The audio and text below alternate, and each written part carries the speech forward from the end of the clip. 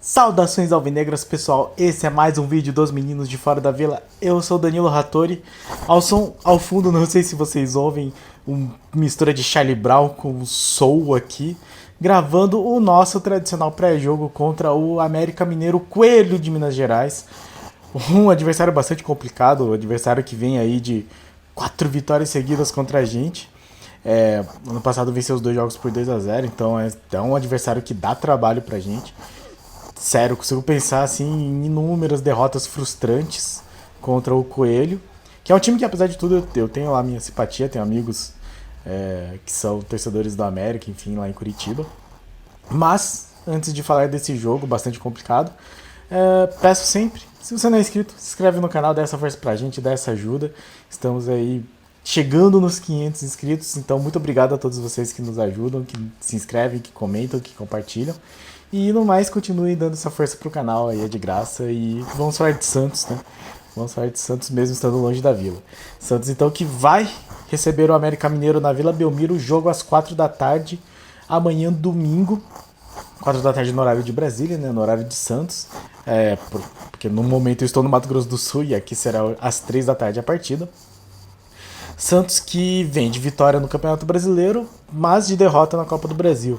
E nos 2 casos contra o Coritiba, vencemos o Coritiba na última rodada do Campeonato Brasileiro por 2-1, gols de Léo Batistão e Henrique contra. E na sequência, no meio da semana, teve todo aquele rolê de torcida única, proibir a vinda de torcedores adversários. No caso, nós éramos os torcedores adversários do Coritiba. Então o Santos, sem a sua torcida, no Couto Pereira, foi derrotado por 1-0, que poderia ser mais se, sei lá, 1/3 dos gols que o João Paulo impediu tivessem entrado, mas que nós novamente fomos roubados. Então eu vou começar aqui falando sobre a arbitragem. Segundo o site minhatorcida.com.br, a arbitragem será de Wilton Pereira Sampaio, com Rafael Trace no VAR. Peguei aqui no site O Gol, só para ver um pouquinho o histórico recente do Wilton Pereira Sampaio. O último jogo que ele apitou nosso foi contra o Fluminense, aquela vitória de 2-0 na Vila Belmiro. Então, o jogo que teve uma jogadaça do Zanocelo, né, um belo cruzamento do Zanocelo para o Matos de cabeça fazer o primeiro gol. No segundo tempo, o Diego Tardelli fechou a conta. Então, um jogo que não teve nenhuma polêmica. Antes disso, segundo aqui o site O Gol, e se eu não estiver pulando e nem me equivocando, foi aquele 3-3 contra o Grêmio. O Santos empatou, tava perdendo de 3-1 e teve 2 pênaltis do meio pro fim do jogo, assim, quase no final do jogo, em que o Santos conseguiu empatar aí em 3-3, o último já nos acréscimos, com o auxílio do VAR. Foram lances que foram bola na mão, se eu não me engano. Então aí um jogo em que o Santos não foi prejudicado. Porém, o jogo anterior é um jogo de triste lembrança, é o Santos e Flamengo. Aquele 1-0 que foi gol do Gabigol, mas que antes do gol do Gabigol o Santos tinha marcado 2 gols bastante discutíveis, para dizer o mínimo, em que o VAR acabou anulando eles de maneira bastante discutível, eu lembro de novo. Enfim, se eu não me engano é esse jogo, mas de qualquer forma um retrospecto recente assim de não tantas polêmicas, né? Teve essa questão do VAR no jogo contra o Flamengo, mas de lá pra cá relativamente tranquilo. E a gente sempre fala, o que nós esperamos é que não tenha interferência do VAR. Quer dizer, que não tenha interferência da arbitragem. Né? Se o VAR tiver que aparecer, apareça. Se ele tiver que corrigir algum erro que tenha sido cometido em campo ali, apareça. E que não fiquem arbitragens erradas, ou pelo menos assim, muito contestáveis, como foram nesses últimos, 7 jogos do Santos. Né? Já falei aqui também. O pênalti que não foi dado contra o Coritiba, o pênalti que foi dado para o Coritiba, um outro pênalti que não foi dado contra o Universidade Católica, o pênalti que não foi dado contra o Fluminense, o pênalti que não foi dado contra o Banfield, o gol mal anulado contra a Ferroviária. São muitos jogos seguidos em que o Santos é prejudicado e esperamos que isso não volte a acontecer neste jogo. O jogo é às 4 da tarde de domingo, ou 3 da tarde se você estiver no outro fuso horário, como no meu caso. Mas eu acho que não vai ter transmissão da TV aberta, pelo menos não no estado do Paraná e não no Mato Grosso do Sul também. talvez tenha só em Minas e em São Paulo, não tenho certeza. Mas eu já vi em outros lugares que vai ter a final do Masked Singer Brasil, então eu acho que a Globo não vai passar. O que é uma pena, acho que ela passou jogos hoje, né? Teve Atlético Paranaense e Flamengo, teve Bragantino e São Paulo. Agora acabou de acabar o clássico aí entre Corinthians e Palmeiras. E então eu acho que não vai passar, mas de qualquer forma vai passar no Premiere. Santos que então vem aí dessa derrota. E fica aquela curiosidade, como é que vai ser a maneira do Bustos evoluir esse time? Como eu sempre digo aqui, o Bustos precisa estudar e evoluir. É isso que eu exijo dele. E o que a gente viu do jogo contra o Curitiba em casa pro jogo contra o Curitiba fora de casa, aqui no Paraná, é que não teve evolução, né? O Bustos não melhorou o time, ele não teve essa sensibilidade, talvez, de montar o time da melhor forma. Segundo ele, ele tem mais ou menos uma estrutura definida e ele vai arrumando o time de acordo com a condição física. Então foi meio que a justificativa dele para não usar o Rodrigo Fernandes de titular, por exemplo. Então a gente fica pensando aqui como que vai ser a ideia dele para esse jogo.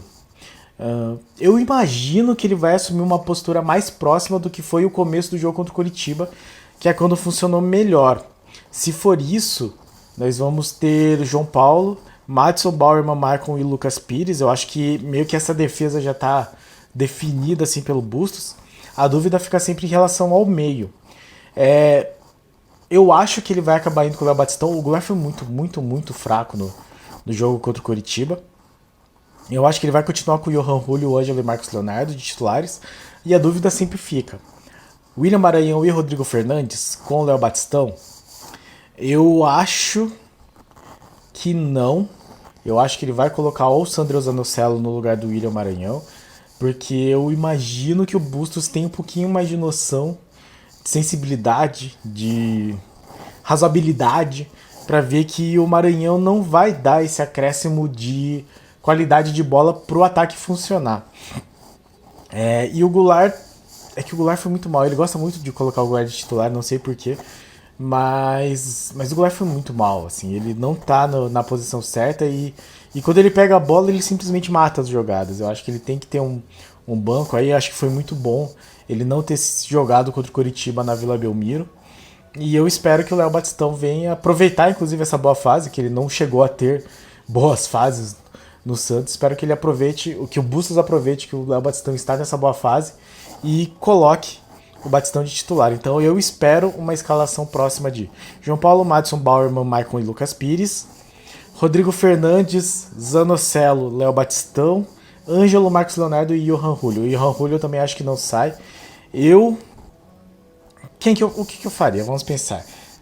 Daria para colocar o Lucas Barbosa no lugar do Johan Julio, por exemplo. Eu já faria isso por uma questão de preferência à base, né? Colocaria então Ângelo, Marcos Leonardo e Lucas Barbosa para fazer essa movimentação e o Léo Batistão para dar essa articulada como ele fez no jogo contra o Curitiba. Não sei se ele vai fazer isso, mas gostaria que ele viesse nessa linha. O América vem bastante embalado, um América que, como a gente falou no guia, se você quiser voltar lá também a gente dá mais informações, né? Mas veio com uma campanha assim inédita, né? Espetacular para os parâmetros do América na Libertadores, é a primeira vez que chega na fase de grupos. Passou por 2 mata-matas da pré-Libertadores, passou as 2 dos pênaltis, se eu não me engano.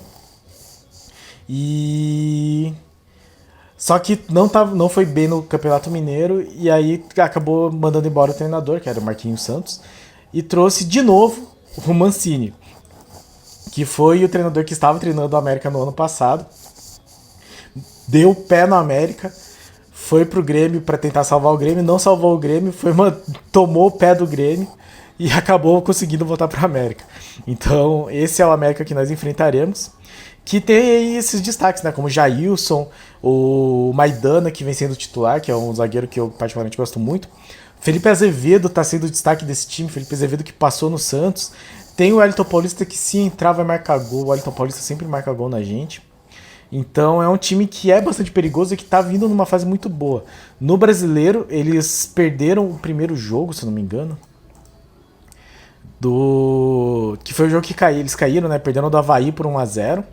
Mas venceram na segunda rodada o Juventude por 4-1. Passaram o carro em cima do Juventude. Não que o Juventude seja assim, esse time, mas o Avaí também não é, eles perderam.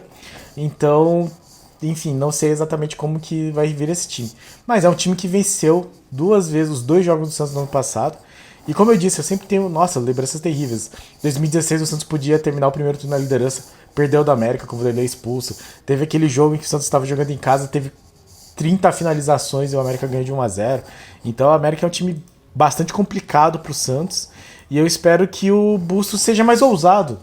Eu acho que tá faltando pro Bustos, talvez não tanto em casa, né? Mas de qualquer forma que ele enxergue que jogar fora de casa e jogar em casa não é tão absurdamente diferente a ponto de você jogar todo o time pra trás quando tá jogando fora e só conseguir ousar em casa. Então eu espero que ele seja ousado agora em casa, mas que ele mantenha a ousadia nos jogos fora, até porque depois desse jogo o Santos joga fora na Sul-Americana contra o União La Calera, depois joga fora o Clássico contra o São Paulo e depois joga fora contra a Universidade Católica do Equador. Então o Santos vai ter uma sequência muito difícil de jogos fora de casa.